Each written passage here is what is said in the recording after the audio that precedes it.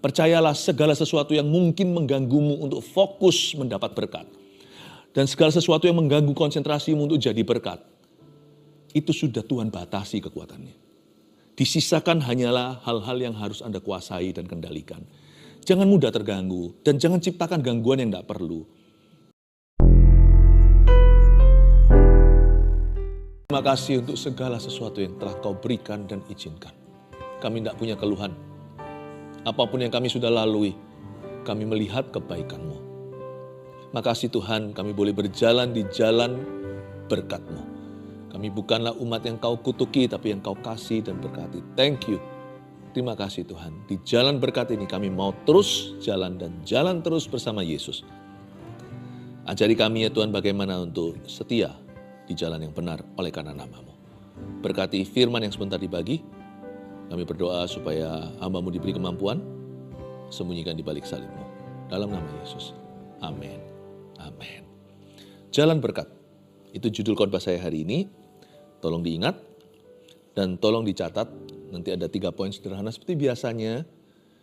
Di 3 hal ini, di 3 jalan ini, ada berkat Tuhan. Tolong dicatat dan jangan tersesat. Kita buka sama-sama di Rut pasal yang kedua. Lompat langsung di ayat 8 sampai 13.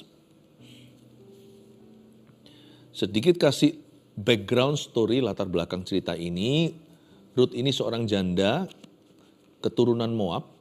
Dia pulang ke Bethlehem bersama dengan mama mertuanya Naomi yang adalah orang Yahudi. Naomi ini kasihan, suaminya mati. Demikian pula 2 putranya. Jadi tersisa 2 menantu. 1 pergi meninggalkannya namanya Orpa. Lalu Rut ngotot dia pulang ke tanah perjanjian. Padahal dia orang asing. Dan Rut berkata ini kalimat yang sangat terkenal. Aku tidak akan meninggalkanmu mama.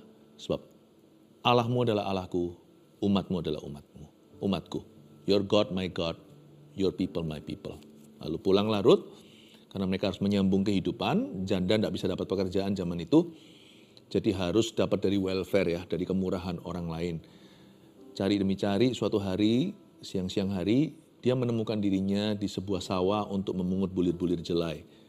Ada hukum Taurat yang berbunyi begini, pokoknya yang jatuh ke tanah itu waktu kita mengirik, jangan diambil itu untuk orang-orang papah, untuk orang-orang yang punya kebutuhan, orang-orang miskin.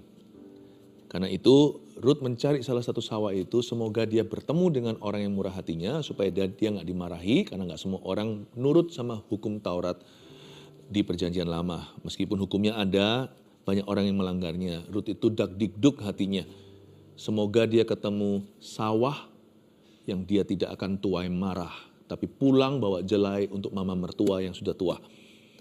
Berakhirlah Rut di satu ladang milik Boas ternyata. Boas itu masih kerabatnya Naomi. Siapa sangka ujung-ujungnya, saya kasih bocoran dulu. Rut akhirnya disunting atau menikah dengan juragan tanah orang terkaya Bethlehem yaitu Boas. Nah cerita ini melambangkan hubungan Kristus dengan jemaat.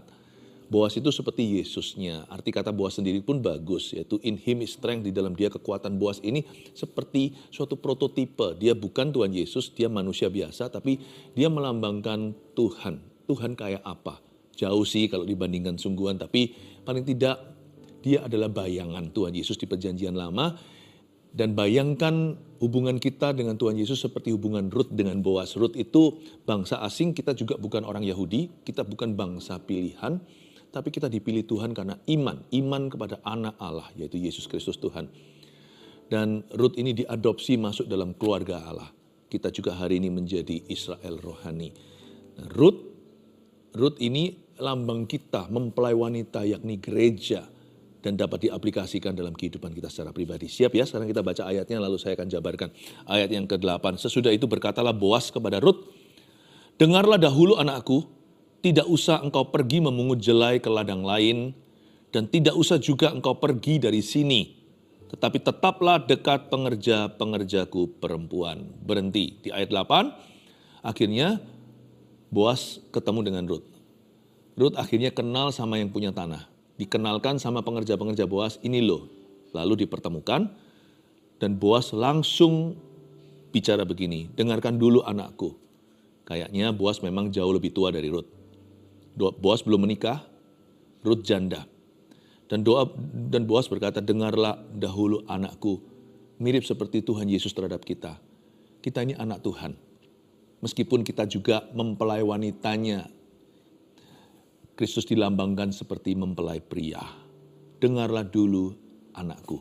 Mana ada si ayah yang mau kasih anaknya batu kalau anaknya minta roti atau minta susu. Masa Tuhan gak akan berkati? Berkat itu sebenarnya gak susah kok. Enggak, berkat itu ada. Cuman mungkin kita gak ketemu karena kita di jalan yang salah. Tapi hari ini saya akan tunjukkan jalan yang benar seperti apa. Kita belajar dari Rut ya. Lalu Boas berkata, tidak usah engkau pergi memungut jelai ke ladang lain. Gak usahlah pergi ke sawah-sawah lain. Dan tidak usah juga engkau pergi dari sini. Kamu tetap aja di dekat pengerja-pengerjaku perempuan. Boas itu taruh Rut di tempat yang minimal pencobaan. Karena Rut itu pasti akan digoda-goda sama tukang-tukang Boas. Karena itu Rut ditaruh divisi pengerja-pengerja perempuan. Yang lainnya itu dibayar, Rut ini hanya ngambil welfare aja. Pungut-pungut jelai-jelai yang jatuh tidak sengaja.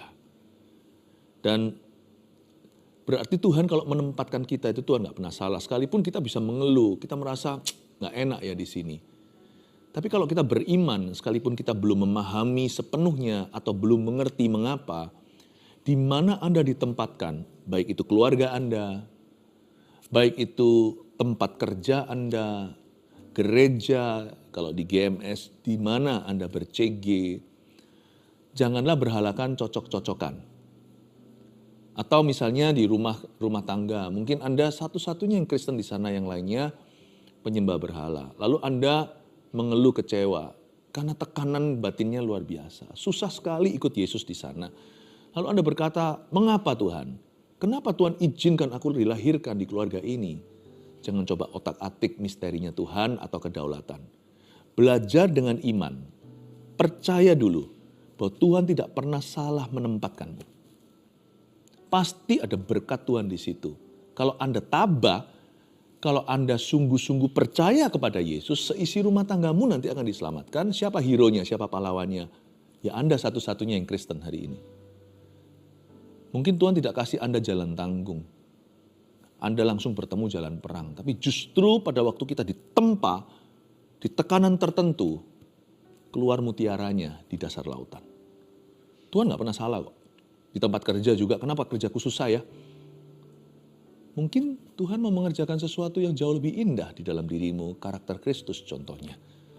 Tapi kalau kita berada di tempat salah karena dosa keputusan kita, bukan pilihan Allah, tapi kita memilih sendiri, yaitu namanya kebodohan sendiri. Kalau yang seperti itu juga minta Tuhan untuk tuntun kita di jalan yang benar oleh karena namanya. Lakukan hal-hal yang perlu untuk kita itu hengkang dari habitat yang merusak jiwa kita. Pergaulan yang buruk merusak kebiasaan baik. Anda harus menjauh. Jangan suruh Tuhan yang rescue. Anda sendiri harus lari. Tapi saya bicara tentang hal-hal yang benar, hal-hal yang baik dalam hidup ini. Apalagi yang di luar kendalimu sebagai manusia. Kadang-kadang bukan kita yang pilih kerjaan. Kadang-kadang pekerjaan yang memilih kita. Kita nggak bisa punya luxury atau keistimewaan untuk ini nggak mau, itu nggak mau. Nggak semua orang berada di titik tinggi itu, nggak semua orang di atas awan.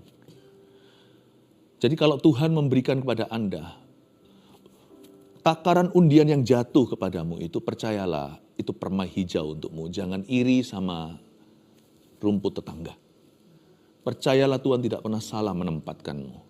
Kamu tetap di sini aja dekat pengerja-pengerjaku perempuan. Meskipun terik sekali matahari, Rut bersyukur dia ada di situ. Nah sekarang mulai masuk ke Rut. Nasihat Boas ini juga nasihat Roh Kudus bagi kita semuanya. Ayat 9. Boas berkata gini sama Rut. Lihat saja ke ladang yang sedang disabit orang itu. Ikutilah perempuan-perempuan itu dari belakang. Sebab aku telah memesankan kepada pengerja-pengerja lelaki. Jangan mengganggu engkau. Jika engkau haus, pergilah ke tempayan-tempayan dan minumlah air yang dicedok oleh pengerja-pengerja itu. Ayat 9, nasihat Boas ini sangat meluruskan Rut. Rut yang mungkin ragu, bimbang, gak tahu harus berbuat apa, mulai dari mana. Perkataan Boas itu sangat menguatkan. Sama dengan perkataan Kristus sangat menghiburkan. Memberi kita perspektif yang benar, memberikan arahan. Ketika Yesus jadi direkturmu, perusahaanmu akan sehat, kehidupanmu akan menuju ke rumput hijau dan air yang tenang.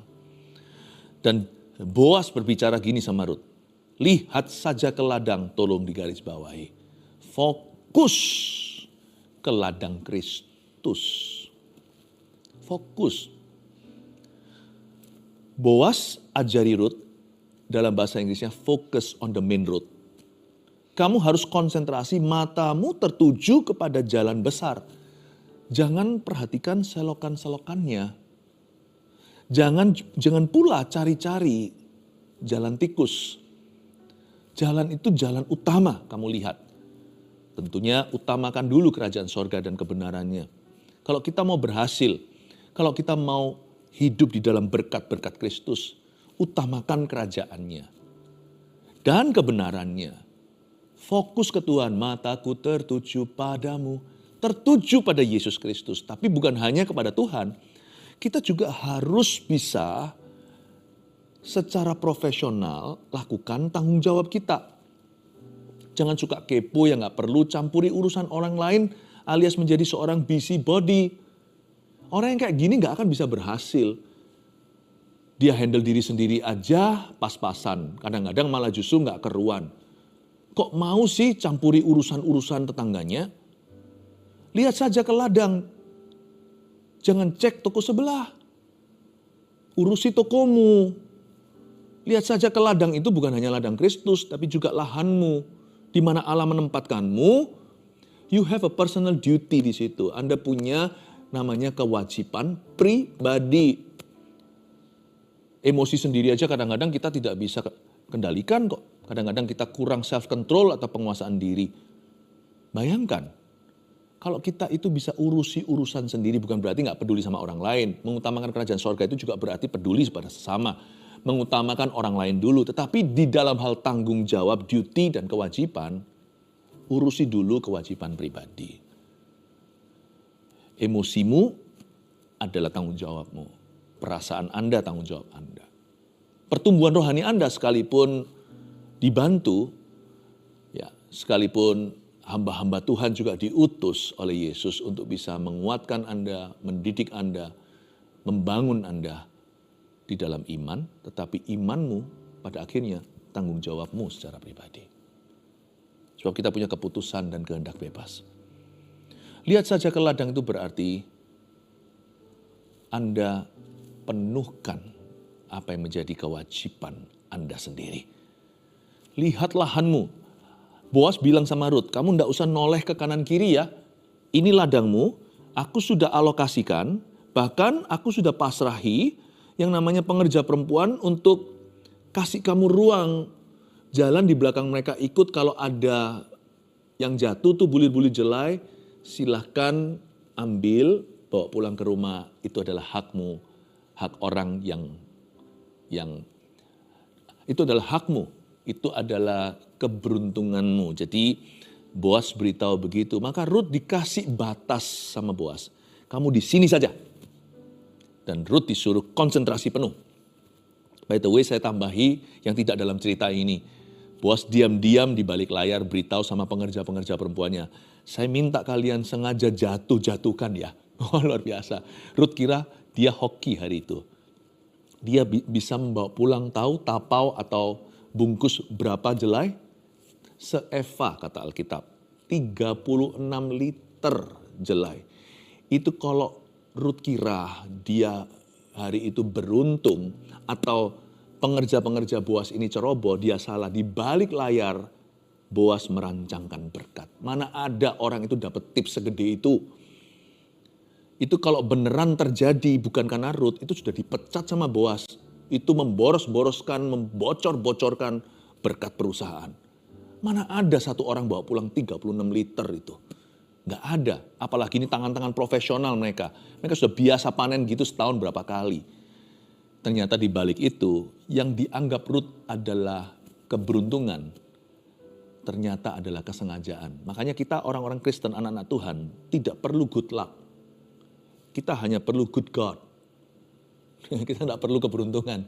Kita punya Allah yang baik. Itu keberuntungan kita. Saya kasih sedikit tambahan. Bagaimana hari itu Boas sudah memberikan batas. Kamu jangan ke sawah lain.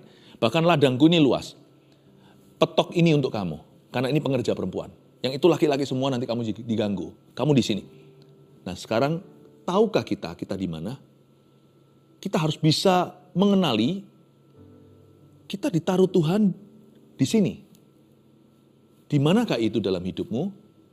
Makanya itu jangan berpikir lebih tinggi daripada takaran imanmu. Lakukan dulu tanggung jawabmu secara pribadi. Lihat saja ke ladang yang sedang disabit orang itu. Ikutilah perempuan-perempuan itu dari belakang. Disuruh ikuti perempuan itu dari belakang. Kadang-kadang jalan berkat itu berarti harus menjadi follower dulu. Kita sering minta visi sendiri, tapi kita nggak bisa dipercayai oleh Tuhan dengan visi orang. Kita mau punya uang, tapi kita tidak bisa dipercaya dengan harta orang lain. Makanya itu di dalam sebuah perumpamaan di Perjanjian Baru tentang Mamon tidak jujur. Kalau orang itu bisa dipercaya hartanya sendiri, Tuhan biasanya akan menguji dia untuk bisa handle dulu harta orang lain yang dipercayakan kepadanya. Ikutilah perempuan-perempuan dari belakang. Jalan berkat itu sederhana. Step by step biasanya bermula sangat biasa. Kita disuruh follow well. Seringkali, sekalipun kita kepinginnya diberkati besar, Tuhan kasih kita kepercayaan kecil. Dan kepercayaan itu pun bukan langsung dari Tuhan Yesus, tapi melalui orang lain di hidupmu. Kalau Ruth tidak bisa mengikuti dengan baik perempuan-perempuan itu dari belakang, dia tidak bisa ikut Boas. Please follow well. Jalan berkat itu selalu dimulai dengan perkara sederhana. Barang siapa bisa dipercaya, dikasih Tuhan perkara yang lebih besar dari itu. Follow well. Dan bisakah Anda dipercayai Tuhan dengan visi orang lain? Dan Anda adopsi itu seolah-olah itu visimu, seolah-olah itu perusahaanmu. Lakukan pada orang lain sebagaimana dirimu rindu diperlakukan. Mentang-mentang ini bukan perusahaan sendiri, maka dikorupsi. Kalau kita menganggap perusahaan itu kepercayaan yang dipercayakan pada kita, jagalah kepercayaan bosmu. Jagalah kepercayaan majikan. Sebab mengikut perempuan-perempuan itu dari belakang, itu juga ujian iman. Lalu setelah itu dikatakan, sebab aku telah memesankan kepada pengerja-pengerja lelaki, jangan mengganggu engkau. Di sini kita pelajari juga bahwa kalau kita mau diberkati Tuhan dan terus berjalan dengan Tuhan dalam terang kebenaran, kita harus konsentrasi penuh, jangan mudah distracted atau terganggu. Ya. Jangan sampai kita itu lemah iman karena perlakuan orang lain kepada kita. Jangan sampai mudah kecewa dan putus asa. Kalau orang ngomong apa kita goyah, belum melihat hasil hari ini kita kecewa. Sedangkan Boas berkata, kalau kamu mau sungguh-sungguh dapat berkat hari ini, kamu mesti fokus pada tanggung jawabmu dan jangan kamu mudah merasa terganggu. Pencobaan yang kita alami tidak melebihi kekuatan kita. Tuhan itu sudah pesankan kepada dunia di mana kita tinggali agar supaya gangguannya tidak seberapa. Supaya kita tidak diganggu melebihi kekuatan kita. Percayalah di balik layar, di dalam alam roh, sudah ada peringatan keras dari Tuhan untuk hidup kita. Orang ini hanya bisa punya sparring partner seperti orang kalau tinju itu sebagai lawan latihan. Tidak akan ada pukulan-pukulan yang melebihi kekuatannya. Aku mau dia jadi dan aku mau dia diberkati. Pengerja-pengerja lelaki itu seperti simbol atau lambang segala gangguan yang bisa datang. Dan Tuhan sudah kasih mereka kekang. Dikasih sama Tuhan remnya. Selebih dari ini tidak diperbolehkan. Selebih dari itu, ya tinggal Anda yang jaga hati dalam kewaspadaan. Jangan mudah distracted, jangan mudah merasa terganggu. Pastor Philip, saya disuruh begini begitu, aku grogi, ya itu urusan Anda. Grogi itu harus Anda urusi sendiri. Itu sudah bukan lagi bagian dari Tuhan. Sebab itu tidak melebihi kekuatanmu. Itu masih ada dalam kendalimu. Buktinya belum pingsan, buktinya belum mati berdiri. masih bisa bicara, masih bisa utarakan rasa takutnya, berarti masih berada di dalam kuasamu. Percayalah segala sesuatu yang mungkin mengganggumu untuk fokus mendapat berkat. Dan segala sesuatu yang mengganggu konsentrasimu untuk jadi berkat. Itu sudah Tuhan batasi kekuatannya. Disisakan hanyalah hal-hal yang harus Anda kuasai dan kendalikan. Jangan mudah terganggu dan jangan ciptakan gangguan yang tidak perlu. Misalnya kita mau sedang mengusahakan sesuatu, ada proyek tertentu, lalu gangguannya banyak. Dikit-dikit kita impor perasaan-perasaan negatif. Lalu kita izinkan orang-orang yang tidak perlu mulai ikut bicara dalam hidup kita. Lalu ada kebiasaan-kebiasaan buruk seperti minum-minum dan mengganggu kesadaran kita, awas kita untuk sober atau untuk sadar.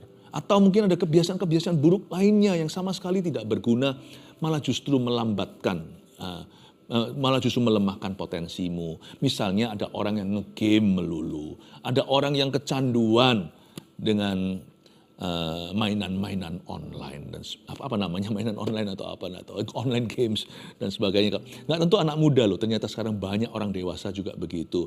Mau ibadah aja kadang-kadang masih main game kok di dalam gereja, menunggu countdown-nya kadang-kadang pas praise and worship, itu bisa terjadi. Yang kayak gini-gini gangguan yang Anda ciptakan.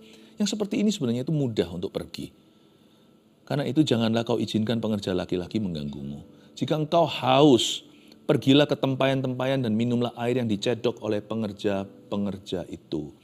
Kalau kamu haus, jikalau Anda membutuhkan kekuatan iman, Anda tahulah bisa temukan di mana. Jika engkau haus, pergilah ke tempayan-tempayan. Jikalau engkau butuh kekuatan iman, pergilah ke gereja. Dan minumlah air yang dicedok oleh pengerja-pengerja itu. Pergilah di mana ada air. Di mana ada air? Di dalam gereja. Pergilah ke umat Allah, pergilah kepada pengerja-pengerja Tuhan Yesus di antara umatnya. Kalau kamu haus, capek dengan kehidupan, kering kerontang dalam pekerjaan, pergilah ke tempayan di mana ada air, minumlah air yang dicedok oleh pengerja-pengerja itu. Haus, letih lesu dan berbeban berat, datang ke gereja atau buka saat teduh bersama. Gak cukup hanya secara online saja. Pergilah di mana umat Allah berkumpul. Di mana mereka berinteraksi dengan Roh Kudus. Di situ ada air yang dicedok oleh pengerja-pengerja Kristus. Minum ke sana. Rut diberikan dibukakan jalan oleh Boas. Kalau sampai dia butuh untuk minum, dia tahu kemana. Lalu sujudlah Rut menyembah dengan mukanya sampai ke tanah. Dan berkata kepadanya, mengapakah aku mendapat belas kasihan daripadamu? Sehingga Tuhan memperhatikan aku, padahal aku ini seorang asing. Bagus ya? Bagus sekali. Rut itu sujud menyembah, bilang why? Kita juga kerap kali tanya why sih. Tapi kebalikan dari Rut. Yang kita tanyakan adalah, why bad things happen to me? Kenapa perkara buruk terjadi sama aku? Seolah-olah kita itu layak terima yang baik-baik. Tapi Rut, lawan katanya, mengapa aku mendapat belas kasihan daripadamu? Sehingga Tuhan memperhatikan aku, orang Moab ini, padahal aku ini orang asing. Beda Rut sama kita di attitude atau sikap hatinya. Kalau kita itu punya sikap hati yang menuntut, itu namanya spirit of entitlement atau perasaan berhak. 10 orang kusta disembuhkan Yesus, 9 gak kembali karena 9 itu Yahudi. Mereka merasa mereka anak Abraham, ya sepatutnya Allah memperlakukan kami demikian. 1 yang balik itu orang Samaria. Atau pokoknya non-Yahudi lah. Dia balik dan berkata, kenapa Tuhan memperhatikan saya? Kenapa Tuhan sembuhkan kusta saya? Dia yang menyadari bahwa dia dapat remah-remah aja, sudah hoki, sudah beruntung sekali. Karena roti milik anak. Aku ini siapa? Siapakah aku ini Tuhan? Jadi biji matamu. Bedanya Rut dengan kita itu di attitude. Sikap hati Rut itu loh selalu berterima kasih. Gampang lah nyenengkan orang ini. Gak perlu berlian semangkuk atau emas sebatang. Dia dikasih sedikit pekerjaan aja, hargai. Gak perlu posisi. Kepercayaan aja dia akan pertahankan. Padahal dia bukan pengerja tetap atau pengerja harian. Tapi dia itu dikasih kesempatan. Jadi pengemis hari itu di ladang itu. Tapi bukan dengan mengemis-mengis. Tapi dengan bekerja. Ambil sendiri yang jatuh di tanah. Itu aja dia merasa seperti terhormat. Dan hingga dia berkata, mengapa, why? Mengapa engkau memberiku belas kasihan seperti ini? Kenapa perkara sebaik ini terjadi atas saya? Makanya orang ini diberkati ya. Karena dia gak susah untuk diberkati. Apa-apa dikit-dikit sudah dia anggap berkat kok. Kalau kita kan susah ya. Kalau enggak level tertentu, jumlah tertentu, atau di atas standar yang kita terapkan, atau kita tetapkan, kita belum merasa itu berkat. Belum cukup, not enough, nggak cukup. Ini bukan haus, ini serakah. More. Kalau terlalu sedikit kita ngomel, kalau kurang nanti kita marah. Nanti kalau diambil, padahal nggak diambil semua, cuman sedikit aja dikembalikan. Udah seperti perang dunia. Coba bayangkan, sikap hatinya dia ini loh, jalan berkat. Jalan berkat itu ternyata bukan jalanan ya. Jalan berkat itu ternyata adalah sifat. Mengapa aku mendapat belas kasihan? Kalau kita kan, why bad things? Kenapa perkara buruk? Padahal Rut, kalau Anda baca pasal sebelumnya, susah nih hidup orang. Dia punya suami mati. Dia punya papa mertua mati yang sambung hidupnya, yang bos pekerjaannya, mungkin anak-anaknya kerja sama papanya sendiri. Tiba-tiba gak ada nafkah. Pergi pulang kembali ke kampung halaman tuh mama mertua. Dia ikut di jalanan. Dia pilih untuk tetap setia. Lalu sampai ke sana sebagai janda, tidak ada welfare. Tidak ada orang-orang yang memperhatikan mereka. Susah sekali hidupnya, mau makan sepiring nasi aja hari itu gak tentu. Gak tentu dia. Dia harusnya berkata, mengapa? Mengapa Tuhan begitu jahat? Kenapa yang maha kuasa kejam? Tidak. Tidak satu omelan pun keluar dari mulutnya. Tapi waktu dia diberikan berkat Tuhan, ketika seseorang berbuat baik kepadanya, dia langsung bertanya, mengapa Tuhan perkara sebaik ini terjadi padaku hari ini? So different from you and me. Sangat beda dengan orang Kristen hari ini, dengan kita. Boas menjawab, telah dikabarkan orang kepadaku dengan lengkap segala sesuatu yang kau lakukan kepada mertuamu sesudah suamimu mati, dan bagaimana engkau meninggalkan ibu bapamu dan tanah kelahiranmu, serta pergi kepada suatu bangsa yang dahulu tidak engkau kenal. Garis bawah ayat 11, telah dikabarkan orang kepadaku, kata Boas, dengan lengkap loh ya, full version, versi lengkapnya. Segala sesuatu itu tidak ada satupun info yang ketinggalan, segala sesuatu yang kau lakukan. Percayalah, orang kalau attitude-nya benar, sikap hatinya benar, maka semua jeripayanya, semua pengorbanannya tidak akan diabaikan Tuhan, tapi akan diperhatikan. You know, you get notice from God. Siapa yang bisa membelokkan lehernya Tuhan, membuat Tuhan tertarik sama hidupnya sampai Tuhan itu noleh lihat. Bahkan kalau perlu Tuhan noleh 2 kali. Siapa itu? Mata Tuhan tertuju kepada orang yang attitude-nya bagus, yang sikap hatinya seperti Kristus. Sikap hati berterima kasih, mudah bersyukur, itu luar biasa loh. Itu alamatnya berkat. Nggak tahu kenapa berkat selalu melekat sama orang-orang itu. Bukan berarti jalannya mudah, Rut pun susah. Tapi penyertaan Tuhan itu selalu kesedotnya ke sana. Entah kenapa magnetnya itu ke situ. Sungguhan itu. Tuhan kiranya membalas perbuatanmu, ayat 12. Dan kepadamu kiranya dikaruniakan upahmu sepenuhnya oleh Tuhan Allah Israel, yang di bawah sayapnya engkau datang berlindung. Kemudian berkatalah Rut, memang aku mendapat belas kasihan daripadamu ya Tuanku. Sebab Tuhan telah menghiburkan aku dan telah menenangkan hati hambamu ini. Walaupun aku tidak sama seperti salah seorang hamba-hambamu perempuan, Rut tahu diri. Aku tahu aku kerja di sini ini karena Tuhan kasih aku kesempatan. Karena belas kasihan, bukan karena aku tuh mampu. Dan aku ini siapa?